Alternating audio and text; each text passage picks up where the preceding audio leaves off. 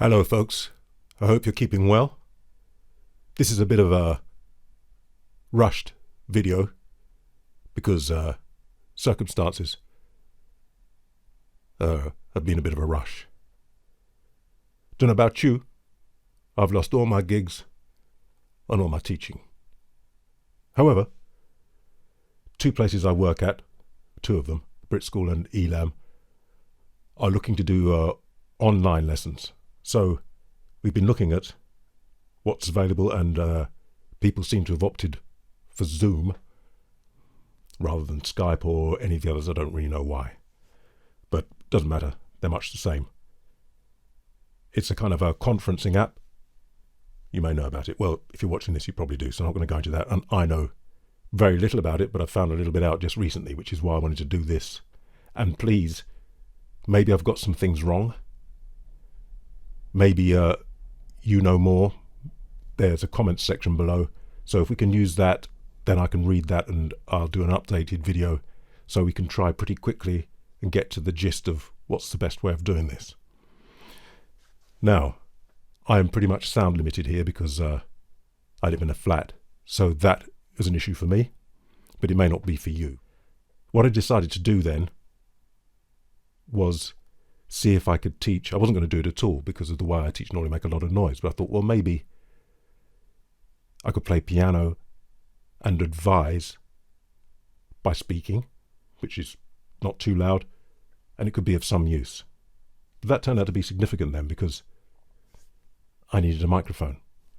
My experience is then when one of the ladies at the Brit agreed to sort of teach me across, and me, her, and I have to tell you, it was depressing. It was like, it was a bit like that. And the worst thing, the important thing for me was to be able to play piano whilst they sing. That's what I was hoping for. Maybe I'm a fool. But otherwise, what can I do? There's nothing left for me to do because I can't, And every time I played piano, she cut out. And every time she sang, the piano cut out. So hopeless. However, don't get too depressed yet. She was using, I believe, an iPad. I was using something different because of the need for the mic, so I could speak quite quietly without disturbing my neighbours, and also so I could play the piano. The piano was straight in, no sound in the room. So, then I got in touch with another guy from the Brit School, another teacher, George Torman. Check out his YouTube channel. And with George, it was very much better. It was almost like, this could work. And we wondered why. And I think I have some ideas why. So let me just go through some things. If I can go through some fundamentals. I'm not very experienced with Zoom, but other stuff I'm reasonably experienced.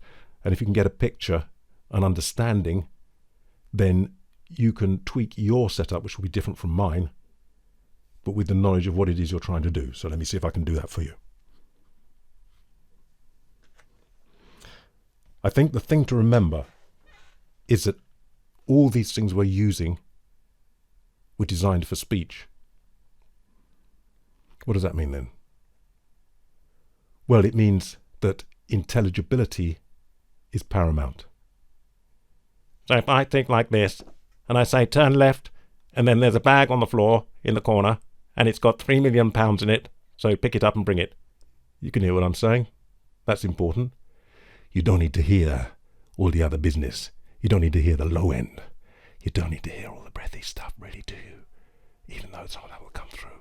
So what it means, incidentally, really, even now, please wear headphones, because this is all part of what we're talking about, so you can get to start to hear these things. I'll put it on the beginning of the video. So you can start to hear what it is you're dealing with, because some of you may not be familiar with it. Some of you are, and some of you are not. See on the mic. So the phone, the microphone, is designed for intelligibility and speech. Actually, the speaker for speakerphone is designed for the intelligibility and speech, so it cuts through, and when you're driving, you've got in the background of the car, that part of your voice they're not going to want to get rid of it, so they can just do that. And it's about not being expensive as well. The very program is a conferencing program, so it's about speech. Everything is about speech. So what we need to do, it seems to me, and what happened kind of by chance, is we need to mitigate for those problems in the system. And I'll go through my system and show you how kind of by chance that happened and how you might tweak your system in that way. A couple of things. It really was dreadful, all that cutting out and rest of it. I just thought, so somebody said, yeah, well, it's better than nothing. But you know what? Is it really? Is it better than nothing? We could just wait until this is over, hopefully fairly soon, and then get on with some quality stuff. So I just run that by you. For me, we all teach different, we do different things. When I'm teaching, I sense what someone's doing by looking at them, seeing them in 3D. But now I've just got 2D and pretty bad image at that, but okay. More importantly for me, I sense what they're doing from the sound. I feel it in my own body. I think, oh, they're doing that. And I mimic it for myself, and I say, try this. So you can see how important it is that I can hear everything. So if I'm going to do an R for you, and I do an R like this, ah, by squeezing here and making it nasal, if you're listening over something that makes my whole voice sound like that, what can you do as a teacher? It's just hopeless. That was my one of my arguments. The other argument is that, well, you know, I'm into music. And I feel if the music's not there, then I'm not interested. It's just how it is. I can't pretend. What's the point in pretending? If the music's not there, I'm not interested. And this thing just robbed the music. However, let's not get depressed, because I have some good news. I have the gospel, which I think might just about make it for some of us and simply improve it for the rest of you. So I'm going to go through my kit and tell you what I've experienced. And at the end of that, please leave comments and anything that you've experienced and any improvements, anything that I've said that's completely wrong and that's nonsense. Please, don't be polite, but go ahead, because it's going to help all of us. That's what I'm hoping. Okay, let me show you my rig. And let me take advantage of this to show you something else that you might be able to hear if you're wearing headphones.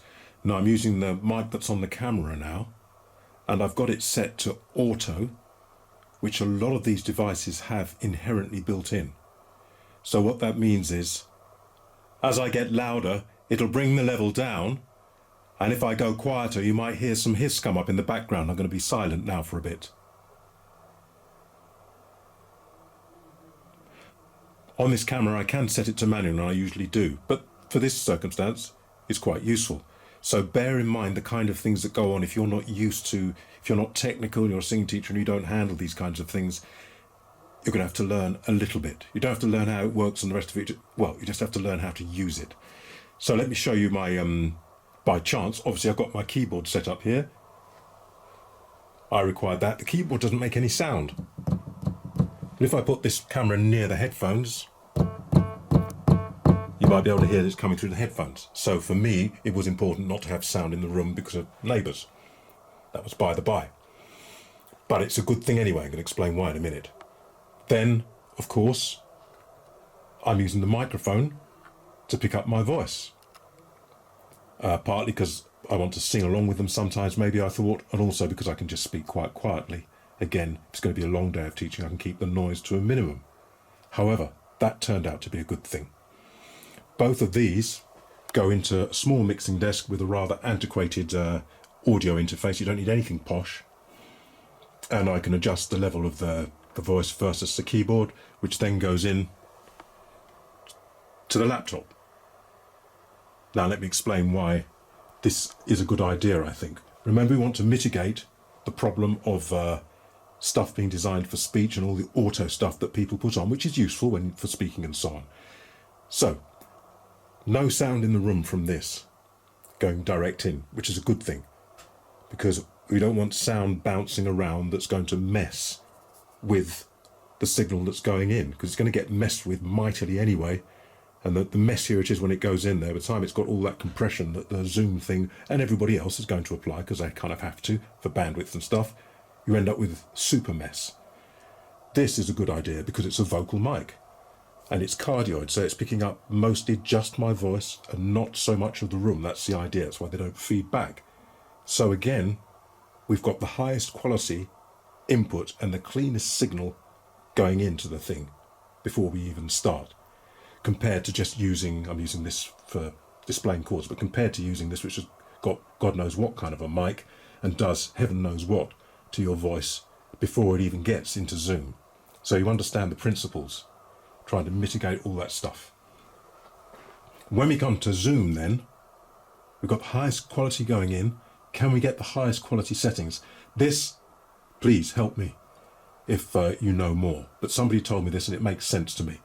If I go into Zoom here, which I am, I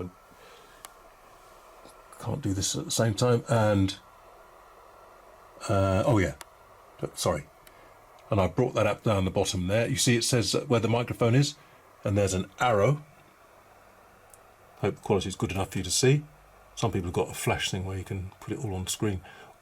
Audio settings. And then they said, when you go to audio settings, down the right-hand bottom is advanced. And there, let me hold this still, you'll see suppress persistent background noise. I've got it disabled. And suppress intermittent background noise. Now, I'm just guessing what that means. First of all, I've removed most of the persistent background noise because I'm using a cardioid mic and I haven't got the piano bouncing around the room. Remember, this is about meetings, and I suppose you've got people rustling their paper and all the rest of it. It's going to make a right mess of it. So it tries, I think, to single out the person that's actually speaking at the time and reduce the rustling of paper and people turning over their notebooks or whatever else they're doing and sneezing and coughing. But we've removed that. So disable, because the less this thing does for the audio, the better. I'm not criticizing it, but it's designed for something else. Suppress intermittent background noise. I don't know. Maybe trains going past and all the rest of it. But we've removed most of the background noise because we're pure. We're pure in it. We're pure with this and with that. Now, before I go back to my desk, that's a bit loud, I've got something playing on my phone just to represent kind of background noise in the room. I'm on the camera mic, and what I'm going to do is I'm also going to record through this microphone, the one that goes into the desk, into the computer, so you can get an idea of the difference in sound quality and how much stuff is being picked up. That's the idea anyway. So I'm going to start recording. I'll do this in post, in editing, and I'll make a note of which is which. You can see that it's picking up that anyway, but it's also picking up me speaking. Alright, so I'm recording in Audacity. What you're hearing at the moment is just in the room from the camera mic, which is going to be the kind of thing your phone or tablet would pick up. And now I'm going to cut into... So this is me now straight into the computer, and if I play the keyboard along as well, you can hear that I've got both going on. I'm talking and I'm playing the keyboard, so that's the kind of quality of signal that is going to go into Zoom. If I do it through the mixing desk, you can probably hear some of that background noise as well. And then we're going to go back to the room mic. So that's back to the camera mic. So you can hear the difference.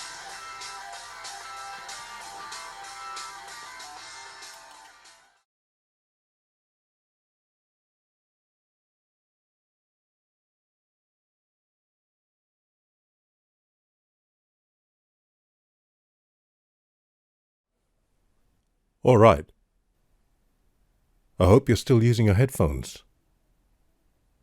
Do you get the idea? Also, do you notice I'm using a different microphone? I don't mean visually, but did you notice sonically? You get the picture. Many singing teachers have no idea about this kind of stuff. Why would they? I think those days are over. You don't need to know all the details of it. You simply need to understand a few principles, I feel. This is just my opinion. So I hope what I've done, some of you will just be yawning, thinking, yeah, I know all that. But there are lots of singing teachers that don't. So I hope it's demonstrated it in a practical way, because that's what's important. George Torman, thank you for your help yesterday.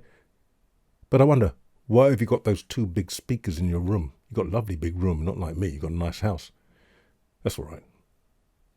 But why have you got those two big speakers, George? I don't know if they were on, but those big speakers in your lovely big room are feeding sound back into the mic, which is being picked up as extra stuff, which that process is trying to figure out and do all sorts of stuff with. So maybe I could be wrong. Have a look in the comments. I'm feeling the cleaner you get stuff, the better. So I'm saying use headphones. You can get wireless ones, little earbuds. If you feel uncomfortable, just use one as you're doing your teaching. I think less being fed back in to get mangled up in that blender thing that Zoom does and all the others do. They have to. Incidentally, I wonder if Zoom will bring out a music dedicated one. That's what we need. If this is going to go away, it's not going to go away, is it? Well, hopefully the virus will go away, but online stuff's not going to go away, so we need an audio one. Let me tell you a few other things. The frequency response, somebody told me, is very much truncated. It wouldn't surprise me. George said that when somebody sang really high, the note just disappeared. Why? I explained earlier. Because they don't expect that to be happening in a conference. The highest someone's voice is probably going to be about there, maybe, and even that's probably quite high for a female. So why do you want that stuff way above that I can do, but a soprano would be able to do? I'm not going to bother with it. It's all extra stuff, isn't it? And likewise, baby, if somebody down there with their voice, you don't need that. So let me get rid of that bit. Then you just have this down there with their voice. That'll do. You can hear. Get the idea of what's going on, maybe, if some of you are not so familiar. I don't want to get carried away. What other notes have I made? So we've done that. Wireless buds, use that. Best isolated in sound. That's the principle. Isolated sound, your voice, whatever it is you're doing. So probably not acoustic piano. If you have to have acoustic piano, okay. Try and put a mic down in it or something, but it's going to bounce around all over the place. Probably better off with electric. Best isolated in. Least processing on that thing. Because the more it messes with it, the more it messes with it. And the more work it has to do. And best out. So when your students are listening, best out means not having it coming through your phone speaker into the room, because you're also going to be singing at the same time or speaking, and it's going to go back in. So students, trainees as we call them at ELAM, headphones as well. Best in, least processing, best out, because the best out is also best back in again. You understand? Phone tablet issue. Somebody told me, please leave a comment if this is true or not, I haven't had time to test it, that those settings about suppressing the background noise which you can disable, that's only available on the laptop version of Zoom, so I'm told. And you need it to be applied at both ends. So that means if you're on a phone or a laptop, you're stuffed, if that's true. Because if you only apply it at one end, it's going to be doing it at the other and going back in again. So try to do it on a computer, but computers often don't have cams. You have to get a webcam. I don't know. What can you do? You have to do your best. You have to do your best. Okay. We have to change the way we do things, no? As I said, to me, if it's no longer music, I'm no longer interested. Well, can I alter what I do to wring some music out of it? Yeah. Because I've got very little music apart from me on my own doing stuff anyway. So, good for the students or trainees if I can keep something going that's good quality, that's the thing, and that's satisfying to me as well, because then I'm in with it. I'm not just doing it for the money or doing it because I feel I'm forced to. That's where the beauty is, isn't it? So I'm looking at changing the way I'm seeing things, and I think I've got enough gear to kind of get that to work, I'm hoping. Anyway, folks, that's about it. Keep well. I hope you can keep something going with this for everybody. And please leave comments, and I'll look at all the comments and do another video if necessary. Adios.